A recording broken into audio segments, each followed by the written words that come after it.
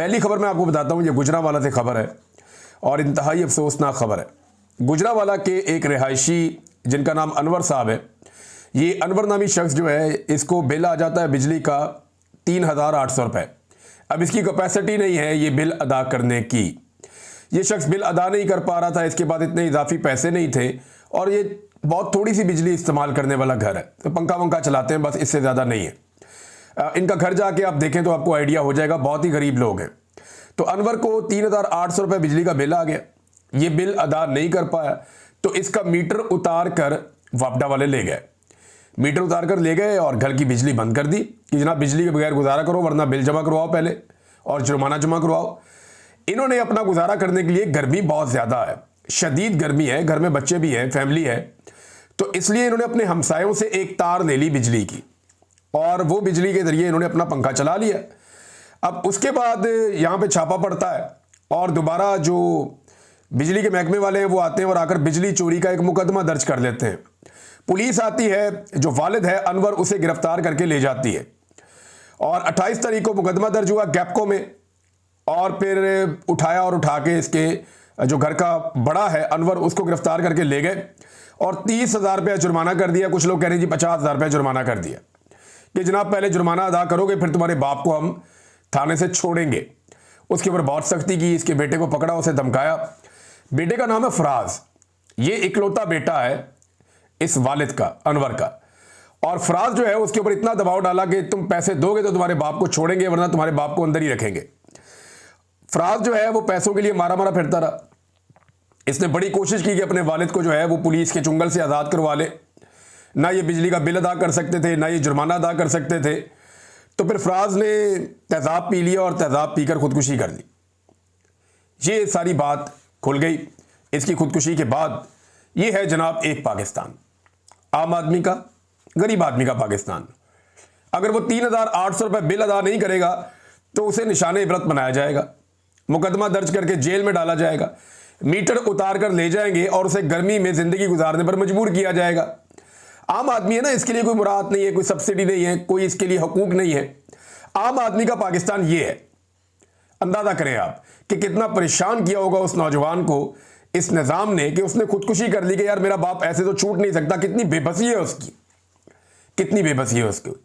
और ये वो लोग हैं जिनसे वादा किया गया था कि 300 यूनिट तक बिजली, वो शक्लें याद है ना आपको, मेकअप वाली शक्लें, बिलावल की बहन की, मरियम की, ये बाकी सारों की, ये हमजा की, ये सारे वादे करते थे जाके जलसों में खड़े होकर दोनों खानदान कि 300 यूनिट तक बिजली हम मुफ्त देंगे। आपका बिल आया करेगा, उसके ऊपर लिखा हुआ करेगा कि आपका बिल हुकूमत ने अदा कर दिया। ये वाली नौसरबाजियां करके ये इक्तदार में आए और जिन लोगों पे ये इक्तदार में आए उनके साथ आज क्या कीड़ों मकोड़ों वाला सलूक कर रहे हैं, कितना जुल्म और जबर हो रहा है। पाकिस्तानियों को इस जुल्म के खिलाफ खड़े होना पड़ेगा, आज नहीं तो कल। गरीब आदमी को इन्होंने पीस कर रख दिया। अमीर आदमी की हालत क्या है, जरा ये हफीज पाशा साहब का स्टेटमेंट आप सुनिए। और ये स्टेटमेंट जो है ये कोई ऐसे नहीं है कि यहां से उठाया और जो दिल किया वो बोल दिया, नहीं। ये स्टेटमेंट आता है बैनुल-अक़वामी इदारों की रिसर्च के बाद। ये अदादोशुमार जो हैं ये मुसद्दका अदादोशुमार है जो वो बताते हैं। वो ये कहते हैं कि 3 साल पहले तक पाकिस्तान के अंदर जो ज़खायर थे हुकूमत के वो 17 अरब डॉलर्स तक थे, लेकिन पाकिस्तान में पैसे का एक बड़ा हिस्सा खर्च कर दिया जाता है अशराफिया पे। जो पैसा वो बता रहे हैं 4,500 अरब सालाना मुराद दी जाती हैं, और ये मुराद किनको मिलती है? बड़े बड़े जागीरदारों को, जो अलीट तबका है, फौजी अलीट, बड़े बड़े फौजी अफसरान, ये उनको जाती है मुराद।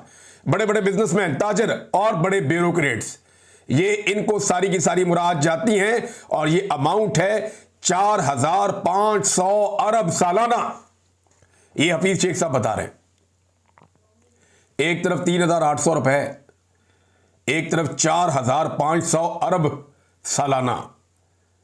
उधर जान चली गई एक आदमी की और इधर इनकी मौजें ही खत्म नहीं हो रही। इनके कंट्रोल में निजाम है तो ये सारे निजाम के जरिए से अपने लिए मुराद और फायदे निकालते रहते हैं, घरते रहते हैं।